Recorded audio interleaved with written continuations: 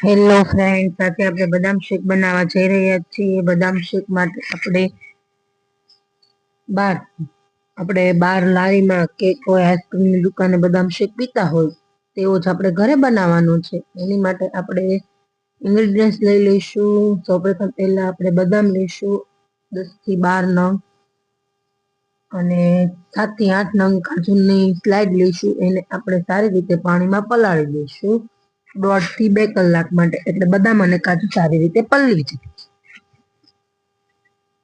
અને બદામ અને કાજુ પલળે ત્યાં સુધીમાં આપણે બીજી પ્રોસેસ કરી લઈએ। એ પ્રોસેસ માટે આપણે એક બાઉલ લઈશું। બાઉલની અંદર આપણે દૂધ નાખીશું, એક નાની વાટકી જેટલું। એની અંદર આપણે 1 થી 1.5 ચમચી જેટલો કસ્ટર્ડ પાવડર નાખીશું।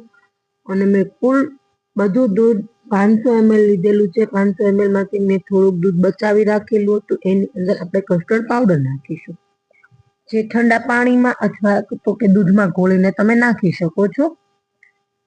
ગરમ દૂધમાં નાખવાથી લમ્સ થઈ જાય છે, એટલે દૂધ વ્યવસ્થિત નથી બનતું। એની માટે આપણે થોડુંક ઠંડા દૂધમાં અથવા તો કે ઠંડા પાણીમાં આપણે કસ્ટર્ડ પાવડર ઓગાળી લઈશું। અને જે બચેલું દૂધ હતું એ દૂધને આપણે ગેસ પર મૂકીને ગરમ કરીશું। ગરમ કરવા આપણે ખાંડ નાખીશું અડધી વાટકી, અને આપણે જે કસ્ટર્ડ પાવડર ભેળવેલો હતો એ નાખીશું અને સારી રીતે ઉકળવા દઈશું। એ દૂધ ઉકળે ત્યાં સુધી આપણે બદામ જોઈ લઈએ કે બદામમાંથી છાલ ઉખડે છે કે નહીં। બદામમાંથી સારી રીતે છાલ ઉખડી જાય છે એટલે આપણી બદામ સારી રીતે પલળી ગયેલી છે।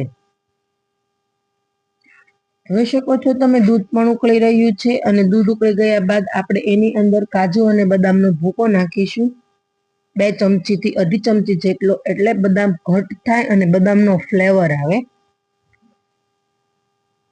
અને એને આપણે 1.5 થી 2 કલાક માટે ઠંડુ થવા રાખીશું। એ ઠંડુ થાય ત્યાં આપણે બીજી પ્રોસેસ કરી લઈએ। એની માટે આપણે મિક્સર જાર લઈશું। મિક્સર જારની અંદર કાજુ અને બદામ જે પલળી ગયેલા હતા એને આપણે ક્રશ કરીશું। દરદરા ક્રશ કરવાના છે કે નથી, એને ફાઇન પેસ્ટ બનાવવાની, તેને દરદરી ક્રશ કરવાની છે। અને એને આપણે દૂધની અંદર જે ઠંડુ કરવા મૂકેલું હતું તેની અંદર આપણે મૂકીશું અને સારી રીતે મિક્સ કરીશું। અને સર્વ કરવા માટે મેં બદામની કતરટ કરેલી છે, અને આપણે ગ્લાસ લઈ લઈશું। ગ્લાસની અંદર આપણે દૂધ બદામ શેક નાખીશું અને ઉપરથી કાજુની કતરટ નાખીને આપણે સર્વ કરીશું।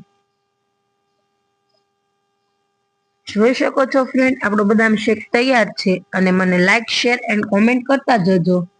અને તમે ઘરે બનાવી